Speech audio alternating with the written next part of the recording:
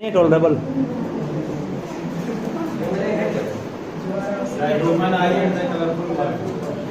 करेंगे। इस चैप्टर को अच्छे से समाप्त करें। चैप्टर का नाम है, नाम तो बहुत कुछ इसका है, पढ़ा नाम को डिस्पर्सन ऑफ लाइट। ह्यूमन आई भी रिमूव कर दिया गया है और डिफेक्ट ऑफ विजन भी रिमूव कर दिया गया है। डिस्पर्सन ऑफ लाइट से काम शुरू करेंगे। ध्यान से सभी समझोगे, बात नहीं। देखिए, ह्यूमन आई और डिफेक्ट ऑफ विजन, अगर वो टॉपिक रहता तो क्वेश्चन डिफेक्ट ऑफ विजन से कंफर्म आता। डिफेक्ट ऑफ विजन तीन टाइप के होते हैं, मायोपिया, हाइपरमेट्रोपिया और प्रेस बायोपिया। ऐसे कैटरेक्ट भी होता है, लेकिन इन चार टाइप में एग्जाम में जो क्वेश्चन आया करता था वो मायोपिया या हाइपरमेट्रोपिया पर या तो न्यूमेरिकल पूछता था या उसका डायग्राम बनाने जाता था करेक्शन करने के बाद। इनको दोनों हट गया है तो आपका टॉपिक अब सिमट गया है डिस्पर्सन ऑफ लाइट पर।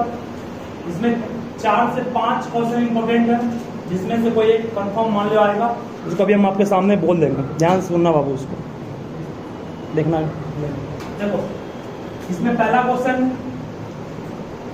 पहला टॉपिक जो पढ़ाएंगे हम लोग वो टॉपिक होगा dispersion of light. Dispersion of light discuss करूंगा मैं, ठीक है। उसके बाद डिस्कस जस्ट करूंगा, आवाज नहीं। उसके बाद डिस्कस करूंगा next important topic atmospheric refraction. Atmospheric refraction पर ही बेस्ड है कुछ घटनाएं, जैसे ट्विंकलिंग ऑफ स्टार। एग्जाम में क्वेश्चन पूछ सकता है व्हाई स्टार ट्विंकल। ये इतना इंपॉर्टेंट नहीं, इतना इंपॉर्टेंट, ये 2 क्वेश्चन जो बोले जा रहे हैं उसका डायग्राम और क्वेश्चन के साथ पूछता है। अरे आवाज नहीं पढ़ो। एक दूसरा और तीसरा क्वेश्चन काफी इंपॉर्टेंट है, एक कि सन रेड क्यों दिखाई पड़ता है at the time of sunrise and sunset. ये एटमॉस्फेरिक रिफ्रैक्शन पर बेस्ड नहीं है, ये स्कैटरिंग ऑफ लाइट पर बेस्ड है। Why sun appears red during sunset and sunrise, है ना। जब सूर्य उगता है और डूबता है तो सन लाल दिखाई क्यों पड़ता है, ये इंपॉर्टेंट क्वेश्चन है। दूसरा है कि आपका सन, सबसे इंपॉर्टेंट यही बोलने वाले होगा कि एडवांस सनराइज और डिले सनसेट क्यों होता है, 2 मिनट गैप होता है उसके बीच में। मीन्स सन अभी उगा भी नहीं है, हमको लगता है सन उग चुका है, सन डूब चुका बात लिख है, फिर भी लगता है अभी उगा हुआ है। इसका मेन कारण क्या है, तो वो भी आपका स्कैटरिंग ऑफ लाइट पर ही बेस्ड है। इस दोनों को हम लोग डिस्कस करेंगे। स्कैटरिंग प्लेयर वो आपका वो डिपेंड है एटमॉस्फेरिक रिफ्लेक्शन पर। ये दोनों में कोई जरूर आएगा। ट्विंकलिंग ऑफ स्टार उतना इंपॉर्टेंट नहीं है। एडवांस्ड सनराइज और डिलेड सनसेट एंड डिलेड मतलब था लेट से, डिलेड सनसेट, इस पर बेस्ड एक आपका क्वेश्चन में भी आ सकता है। और तीसरा टॉपिक जो हम लोग का स्कैटरिंग ऑफ लाइट है, उस पर जो क्वेश्चन बनेगा इंपॉर्टेंट वो वही है reason of red colour, reason of red colour of sun during which time, during sunset and sunrise. ये 4 बाबू क्वेश्चन पूछ सकता है मेनली।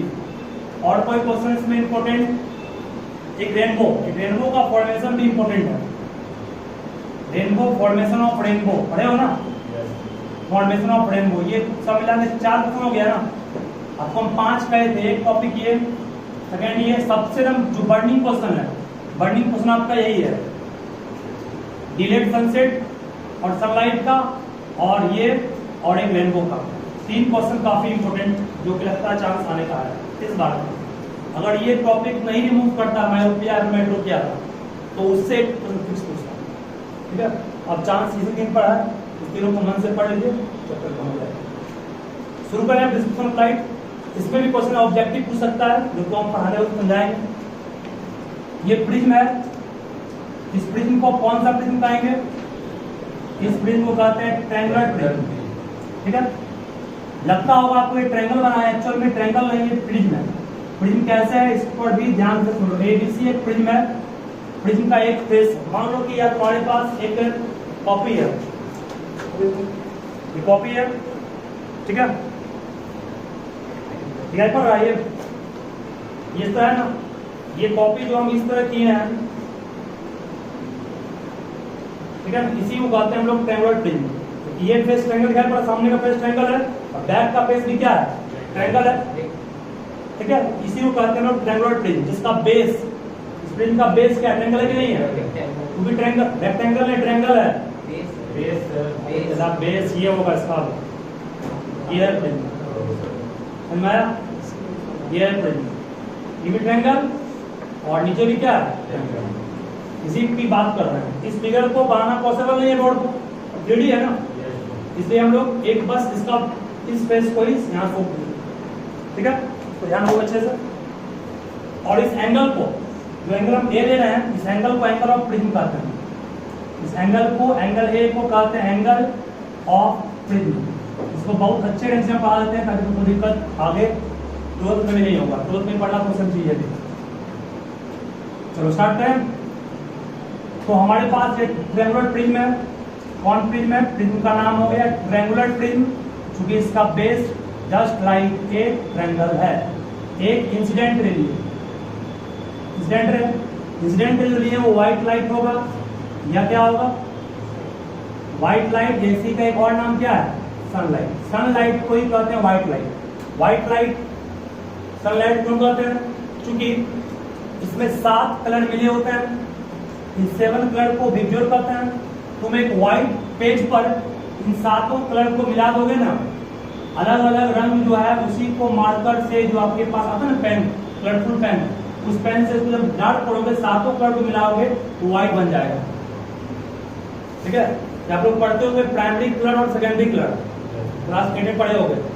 जब किसी 2 कलर को मिलाते हैं, जिसको मिलाए वो प्राइमरी है और जिसको मिलाने से नया कलर मिला वो क्या होता है, सेकेंडरी कलर, ठीक है।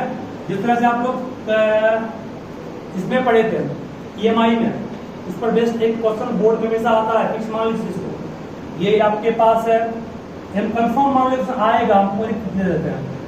एक आपके पास एक कॉइल है, कौन कॉइल है, सनलाइट पर है।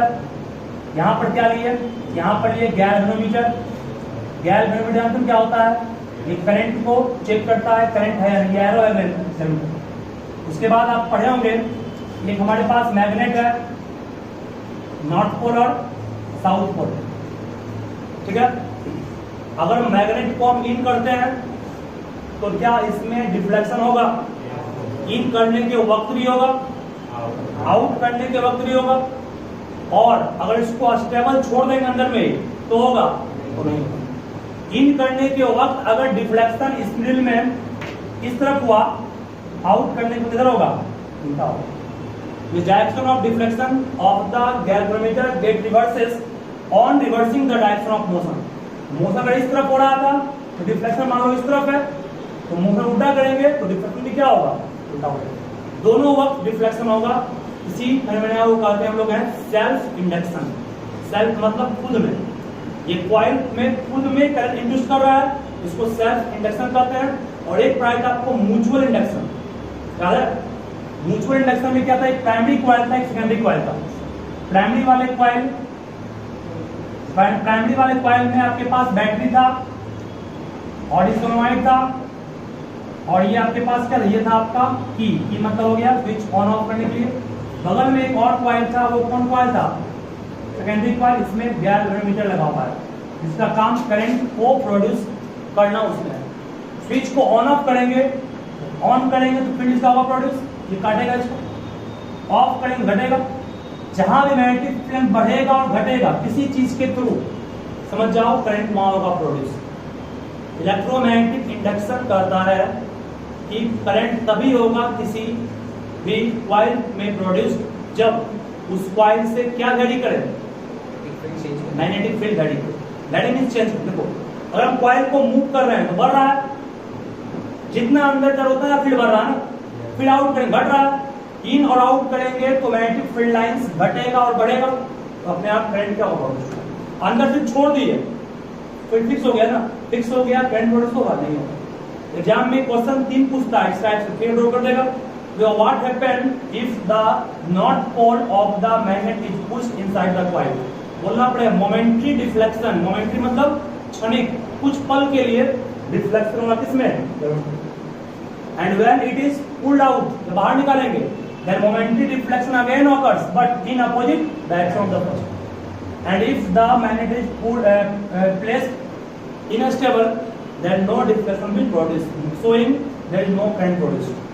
And if the motion increases, motion fast कर देंगे, current का amount भी क्या होगा, ठीक है। ये आपका इलेक्ट्रोमैग्नेटिक इंडक्शन पर बेस फिक्स मान लीजिए, आप क्वेश्चन आता है, मुझे बार दिया है आपके एग्जाम में, क्या होगा तो कर सकते हैं, आया होगा, पता हमको नहीं है। चलो इसके नाम कोई प्राइमरी वर्ड से ही आया है, इसको प्राइमरी का, जिसमें चेंजिंग क्यों प्राइमरी है, जिसमें प्रोड्यूस का वो क्या हो गया, वो तीन को नहीं पढ़ना है, वो नहीं पढ़ना था, एक्स्ट्रा था। चलिए ये आपका प्राइमरी कलर हो गया, मतलब 7 कलर जिसको मिला करके हम लोग व्हाइट कलर को ऑब्टेन करते हैं, उसी 7 कलर को कहते हैं प्राइमरी कलर, और जो व्हाइट मिल गया हम लोग को या सनलाइट मिला उसको सेकेंडरी कलर के रूप में ट्रीट करते हैं। चलिए अगर प्रिज्म नहीं होता, लाइट के रेक्टिलिनियर प्रॉपर्टी से लाइट कहाँ मूव करती, बिल्कुल बिल्कुल क्या बोलते हैं, स्ट्रेट लाइन में मूव है, सही बात है, सही है ना। If there is no prism then according to the linear propagation of light, light travels in a straight path like this, but due to its project light had to deviate from its main position. ये कौन surface हो गया, refracting surface, नहीं हो गया।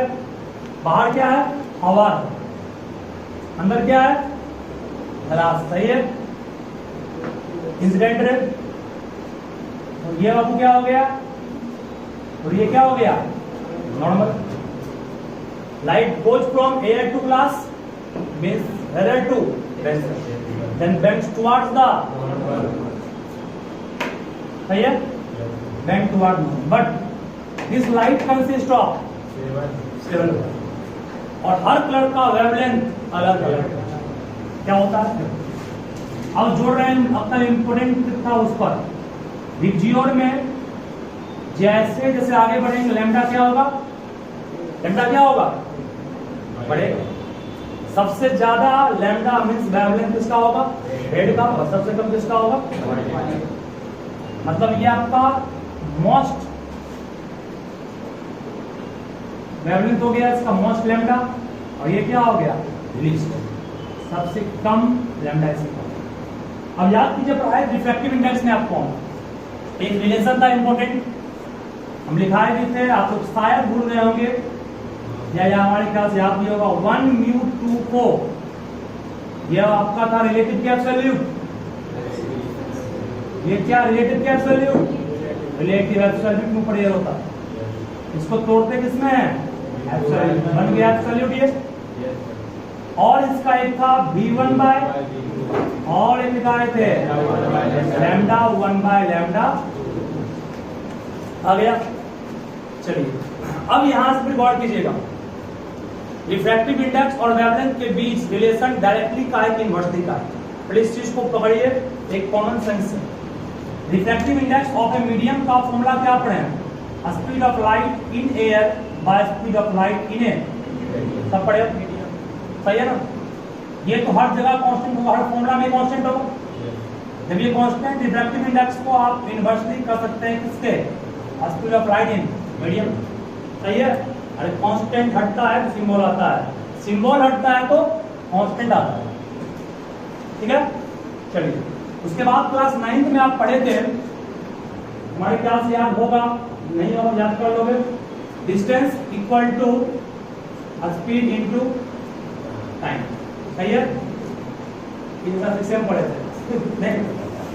Distance हो गया wavelength, speed हो गया वेलोसिटी, टाइम को टाइम लिखे lambda by time equal to v हो गया, स्पीड वेलोसिटी हो गया, टाइम को टाइम, डिस्टेंस लैम्डा हो गया ना, लैम्डा क्यों, लैम्डा में वेवलेंथ, एक वेव पूरा होने में जो डिस्टेंस कवर किया, ये वेव पूरा हुआ, डिस्टेंस यहां से यहां तक को लैम्डा कहते हैं। डिस्टेंस के लिए लैम्डा आ गया, स्पीड के लिए v आ गया, टाइम को टाइम लिखे, 1 बाय टाइम का फॉर्मूला क्या होता है, फ्रीक्वेंसी होता है। और याद कीजिए पढ़ाए थे आपको कि लाइट जब एक मीडियम से दूसरे मीडियम में जाता है तो लाइट का क्या चेंज नहीं करता है? ये एग्जाम पूछ सकता है, which quantity of light does not change when light goes from one medium to other? साफ बोलना, फ्रीक्वेंसी डज नॉट चेंज, वो फिक्स होता, हमेशा कांस्टेंट रहता है। इसका मतलब फ्रीक्वेंसी महाराज भी क्या कांस्टेंट है? जब फ्रीक्वेंसी कांस्टेंट है तो आप बिल्कुल कहोगे सर, आप लिख सकते हैं इसको 1/v velocity cm velocity, c means velocity हो गया ना। अरे इसको देखो v भी लिखते हैं, इसको v भी लिखते हैं, ठीक है। तो v समझ ज्यादा, c कम समझते हैं। अब v को क्या कहेंगे? लैम्डा इनटू, सही है। कौन कांस्टेंट? f कांस्टेंट, f की रट गया, क्या आ गया? इसका मतलब रिफ्रैक्टिव इंडेक्स लैम्डा के साथ कैसा रखता रिलेशन? इनवर्सली। तो बोले किस कलर के लिए रिफ्रैक्टिव इंडेक्स सबसे कम होगा? रेड का वेवलेंथ सबसे ज्यादा, तो रेड का वेवलेंथ सबसे अधिक, तो रिफ्रैक्टिव इंडेक्स सबसे कम। रिफ्रैक्टिव इंडेक्स सबसे कम तो डेविएशन सबसे कम। क्या रिफ्रैक्टिव इंडेक्स सबसे कम तो डेविएशन सबसे कम। सबसे कम कौन मुड़ेगा नॉर्मल की ओर? रेड। सबसे अधिक कौन मुड़ेगा? सबसे कम मुड़ा नॉर्मल की ओर कौन? रेड। सबसे अधिक मुड़ा कौन? ये रेड है और ये क्या है? बीच में बाकी सारा कलर भर दो, फिर कौन आ गया? इंडिगो, ब्लू, ग्रीन, येलो और, सही है। कोई दिक्कत किसी को बोलो, क्यों मुड़ना? आ गया ना, रटना नहीं, बस रट लीजिए कि ऐसे मुड़ता है, अब ऐसे मुड़ गया। और मुड़ा क्यों? मुड़ा ऐसे, ठीक है। सेवन के प्रूफ कर दिए कैसे मुड़ा। ये इंपोर्टेंट प्रूफ है। कहां से जोड़े इसको? फ्रीक्वेंसी से। फ्रीक्वेंसी कांस्टेंट हटा, आया लैम्डा। लैम्डा आपका सबसे ज्यादा किसका है? रेड का। लैम्डा सबसे अधिक, रिफ्रैक्टिव इंडेक्स सबसे कम, ठीक है। इसका मतलब कि डेविएशन सबसे कम। याद कीजिए आए थे, रिफ्रैक्टिव इंडेक्स किस चीज को मापता है? Bending capacity. जब रिफ्रैक्टिव इंडेक्स सबसे कम रेड का है, सबसे कम बैंड कौन करेगा? रेड करेगा। और सबसे अधिक बैंड कौन करेगा? रेड, ठीक है। तो पूरा कंसेप्ट के साथ क्लियर कर दिए इसको। तो उसके बाद ध्यान देना होगा, थोड़ा और क्लियर करते हैं फिगर। अब क्या होगा? अब फिर लाइट कहां से आ रहा है? लेंस साइड से। तो हर एक जगह नॉर्मल ड्रॉ करना पॉसिबल है, एक जगह ड्रॉ करना है। इस पॉइंट के लिए नॉर्मल ड्रॉ कर लीजिए, बस सिर्फ रेड वाले के लिए। लाइट कहां से कहां गया? एक्चुअल पाथ लाइट का ये है ना, लाइट का एक्चुअल पाथ ये है, गया डेंसर से कहां बेंड करेगा? Towards normal. इधर बेंड करेगा, इधर बेंड करेगा, अब ये नॉर्मल, सही है। अरे नॉर्मल ये था ना, इधर नहीं इधर गया। ये भी वैसे ही करेगा, ये भी वैसे ही, सब वैसे मूव कर जाएगा। इसका मतलब कोई आपसे पूछे ये कौन, तो ये आपका रेड, ये कौन? वायलेट। फिर क्वेश्चन ये पूछेगा आपसे कि which colour dispersed more? Violet. Which colour dispersed least? ये फिगर ड्रॉ करना पड़ेगा, समझ रहे हो ना। अब यहां पर एंगल ऑफ डेविएशन क्या होगा? अगर मैं इसको पीछे बढ़ाऊंगा, इस एंगल को एंगल ऑफ डेविएशन, तो इसका एक्चुअल पाथ तो ये था, लेकिन मुड़ना पड़ा इसको यूं इस तरह से। इसका मतलब एक्चुअल पाथ के साथ कितना एंगल बनाया ये? एक्चुअल पाथ ये था ना, मुड़ा ऐसे। एक्चुअल पाथ के साथ कितना एंगल बनाया ये एंगल? इसी एंगल को कहते हैं एंगल ऑफ डेविएशन, जो आपको नहीं पढ़ना, ठीक है। याद रहेगा ना। ये पूरा फिगर हो गया, ये प्रूफ भी हो गया। डिस्पर्शन ऑफ लाइट का डिफाइन क्या होगा? बोलोगे splitting of white light into its constituents colour या 7 colour is called dispersion of light. मतलब क्या बोलोगे इसका डिफिनेशन? स्प्लिटिंग, स्प्लिटिंग मींस टूटना, किसका? Of white light. White light means sunlight, into means टूटना किसमें? It's, into its constituents colour. Constituents मतलब जिससे मिलके वो बना है, कंस्टिट्यूएंट्स कलर, ठीक है। Splitting of white light into its constituents colour, that is क्या? 7 कलर इज कॉल्ड फलना। पढ़ देंगे, पढ़ लेंगे ना। चलो इसको लिखे पहले अच्छे से। एटमॉस्फेरिक रिफ्रैक्शन में आएगा थिंक लेगा फर्स्ट आप ध्यान रखना। पहले मुझे एटमॉस्फेरिक रिफ्लेक्शन क्या होता है, व्हाट इज एटमॉस्फेरिक रिफ्लेक्शन, इसका डिफाइन हमारे ख्याल से तुम दे दोगे। The reflection of light through atmosphere is called atmospheric reflection. क्या बोलोगे, reflection of light through different layer of atmosphere is called what, we atmospheric reflection. कर लेंगे ना। देखो ध्यान से इसका कंसेप्ट क्या है, ट्विंकलिंग ऑफ स्टार ट्विंकल क्यों करता है, बहुत अच्छा कंसेप्ट है, सिंपल भी है। ये मान लीजिए कि आपके पास एक स्टार दिया गया है,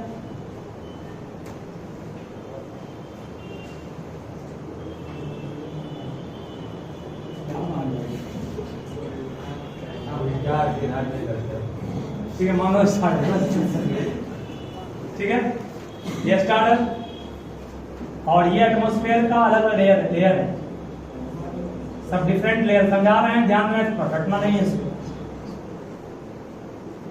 ठीक है, ये मान लो अर्थ है, अर्थ में एक व्यक्ति का मान लो ये आई है, ठीक है, ध्यान रखना, समझो जिसे। अर्थ के ऊपर जब उठते हैं तो ऑप्टिकल डेंसिटी घटेगी बढ़ेगी, हमने पूछा ऑप्टिकल डेंसिटी बेंडिंग होगा। ऑप्टिकल डेंसिटी जैसे जैसे ऊपर उठेंगे एटमॉस्फेयर का एयर कम होगा, ज्यादा होगा, कम होगा, ठीक है। जब हवा का अमाउंट घट रहा है तो डेंसिटी घटनी है नहीं। अभी एयर का पार्टिकल सबसे अधिक कहाँ अर्थ पर है, ऊपर गए कम हुआ, और गए कम हुआ, और गए कम हुआ, बहुत ऊपर एयर है ही नहीं।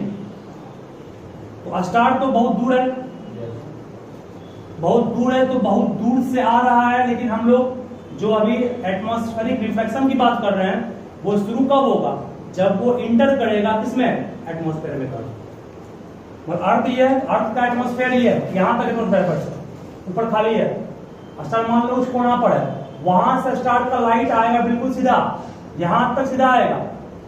जब अब इंटर करेगा अब लाइट मुड़ना शुरू कर देगा, मुड़ेगा कैसे, देखो जब ऑप्टिकल डेंसिटी घट रही है, बढ़ रही है, ऑप्टिकल डेंसिटी डिक्रीजेज ना, जब ऊपर जा रहे हैं तो ऑप्टिकल डेंसिटी घट रही है, मतलब हवा का जो अमाउंट घट रहा है वो रेयर हो रहा है, डेंसर हो रहा है।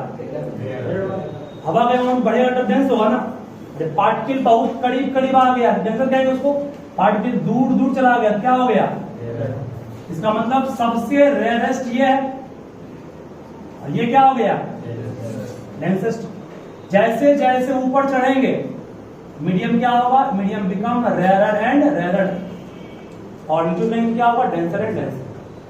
तो अभी तक स्टार से लाइट जो आया वो चला स्ट्रेट लाइन यहां तक स्ट्रेट लाइन चला बिल्कुल ये, लेकिन जैसे अर्थ के एटमॉस्फेयर में इंटर किया अब लाइट फ्लो कहां से कहां जा रहा है, रेयरर से डेंसर, तो कहां बेंड करेगा, सही है, फिर क्या होगा, सही है, इस तरह से इसका मुड़ाव किधर होगा, इसको जाना था ऐसे, गया कैसे, मुड़ते चला गया, ये आपका लाइट डेविएट कर गया और मुड़ते मुड़ते ये मान लो किसी आई में इंटर किया। इसका मतलब जो आप देख रहे हैं लाइट जो बेंड किया हर स्टेप बेंड करेगा, यहां था ऐसे कैसे हो गया, यहां था ऐसे फिर ऐसे हो, अगले स्पेस पे और नहीं चला गया, मतलब लगातार ये बेंड करेगा, कैसे ऐसे किया, इस तरह देखो जा रहा था, फिर से सुना रहे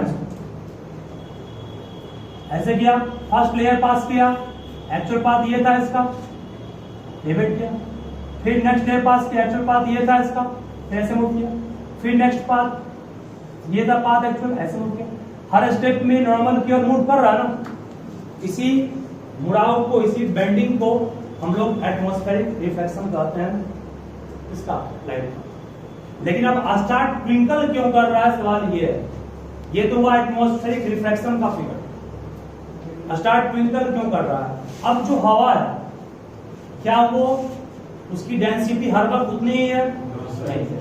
अब कोई गर्म हवा नीचे है, मान लो CO2 या कोई भी आपका कुछ फ्यूल जल रहा है, उसका एयर ऊपर लिफ्ट करता है ना, ऊपर एयर जाएगा तो ऊपर का मीडियम जो आपका ठंडा था गर्म हो गया, जो ठंडा तो गर्म हो गया।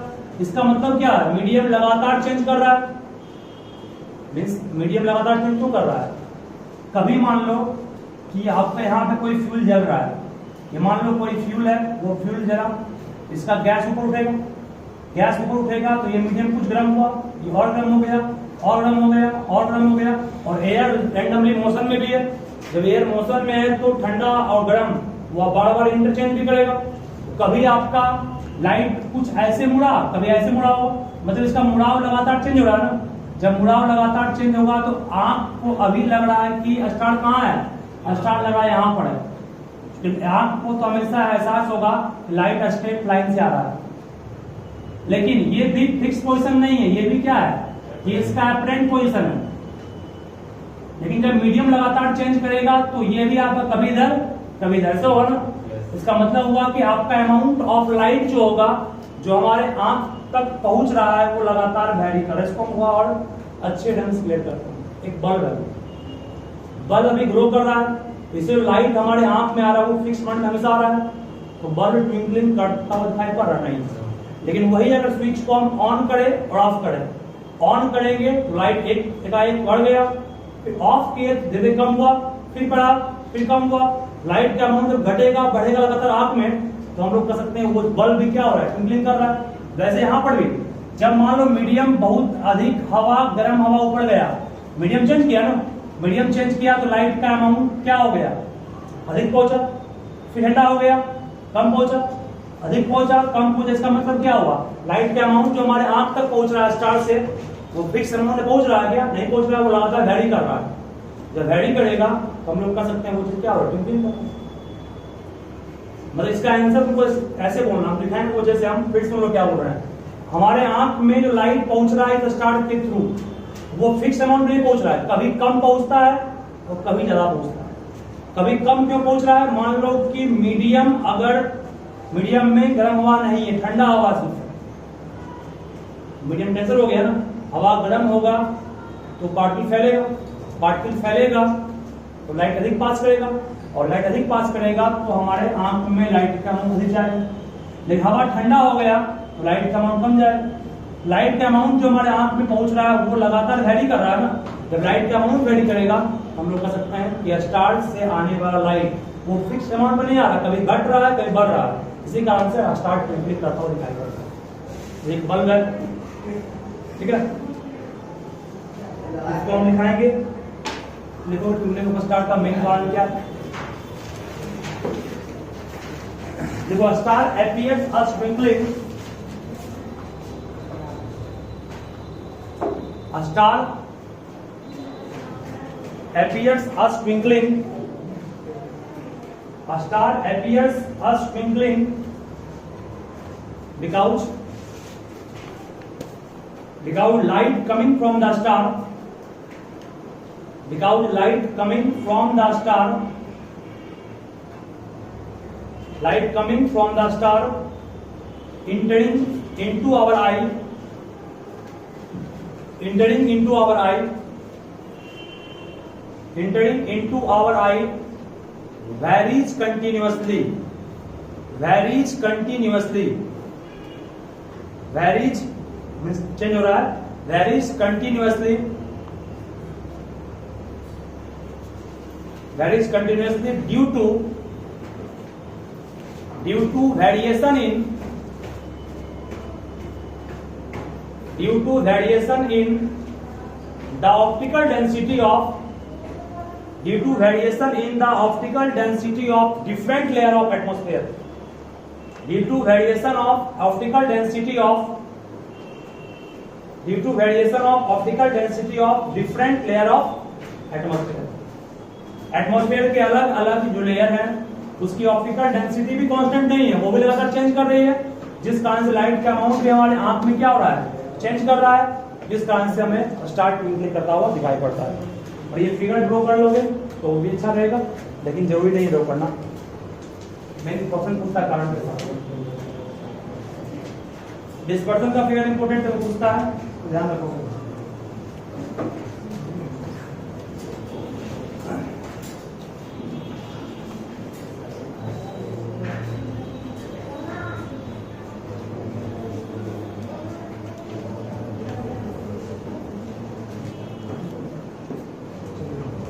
ये हो गया।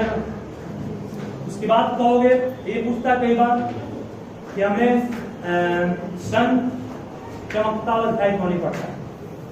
देखो जितना भी पॉइंट साइड ऑब्जेक्ट है, जितना भी पॉइंट साइड ऑब्जेक्ट है, स्टार क्या है, स्टार पॉइंट साइज था, लेकिन सन हम लोग के सबसे करीब का स्टार है, पढ़े हो ना, सन इज आवर नियरेस्ट स्टार। तो इसको पॉइंट एक है, इससे जो लाइट आ रहा है वो इमेंस अमाउंट है। इमेंस मतलब क्या होता है, इमेंस मतलब होता है बहुत अधिक अमाउंट में आ रहा है। जब लाइट का अमाउंट इमेंस अमाउंट में हमारे पास पहुंच रहा है, हर पॉइंट पहुंच रहा है ना, इसलिए हम लोग कह सकते हैं लाइट का जो अमाउंट हमारे आंख पर पहुंच रहा है वो सारे पॉइंट के द्वारा पहुंच रहा है, जो ओवरऑल क्या होता है, कांस्टेंट होता है। ओवरऑल मतलब सब मिलाकर के कांस्टेंट रहता है। इसी कारण से हमें सन ट्विंकल करता हुआ दिखाई नहीं देता। जबकि क्या हुआ, क्या बेटा बीमार है, तो सन जो होता है, सन का हर एक पॉइंट जो होता है उससे लाइट आ रहा है, उसका अमाउंट क्या है, ओवरऑल कांस्टेंट रहता है। लेकिन एक स्टार जो है उसमें एक ही पॉइंट है, हालांकि स्टार बहुत बड़ा है लेकिन बहुत दूर होने के कारण उसको पॉइंट माना गया ना, उससे लाइट का अमाउंट आ रहा है वो आपका फिक्स नहीं है, वो चेंज करेगा। तो एक सिंगल पॉइंट से मान लें उसको, यहाँ पर सारा पॉइंट मिल करके वो कांस्टेंट करता है। मान लो इससे लाइट कम आ रहा है, इसको मैंने ये सब मिलन कर देगा बाकी, ठीक है। सन हम लोग का नियरेस्ट स्टार है, जो वस्तु नजदीक में होगा वो ट्विंकलिंग करता हुआ दिखाई नहीं पड़ेगा। लाइक प्लेनेट हो गया,